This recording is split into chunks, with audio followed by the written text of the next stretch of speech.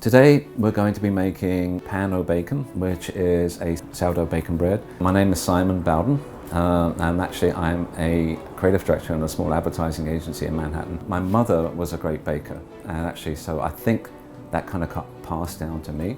Someone in my wife's office said, "Have you heard of this app called Homemade? It's for people like yourself who are home chefs who would like to sell their food online." I've never heard of it, and so signed up. Got the app, met those guys, and that was it. Today we went to Shalom Weber to buy the bacon for the bacon bread, and we bought a smoked bacon. We're going to have to fry the bacon, get it nice and crisp, cool it down, and then we're going to chop it up a little bit, and that will be the main ingredient that goes into it. I'm going to mix the flour for our bacon bread. This recipe calls for 800 grams of white bread flour and then 200 grams of whole wheat flour. It's also going to take about 18 grams of salt. The first step is actually mixing the water with the flour. It's called the autolyse. We're going to add about 750 grams of water to the flour. We don't want to over mix it, but we literally just mix it like this until all the flour gets incorporated. We'll leave this for about 20-30 minutes, and then we'd add the starter.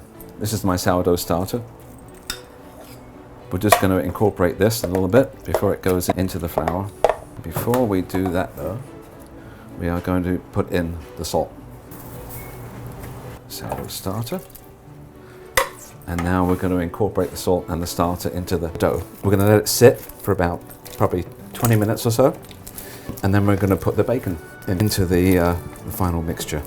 This has been mixed and has been sitting there fermenting now for about 4 or 5 hours. You can see all the bubbles up here, just a light flour.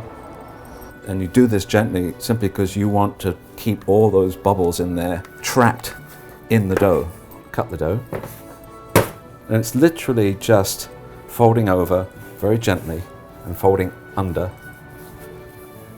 and just pulling like this. Just flour lightly.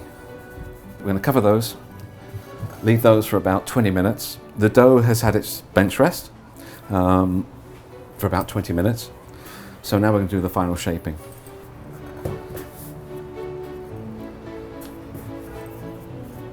Pull it so it's nice and taut, and then into the banneton.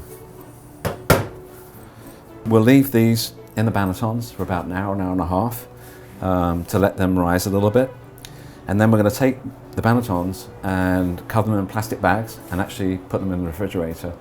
Well, they'll be in the refrigerator for 10 to 12 to 14 hours.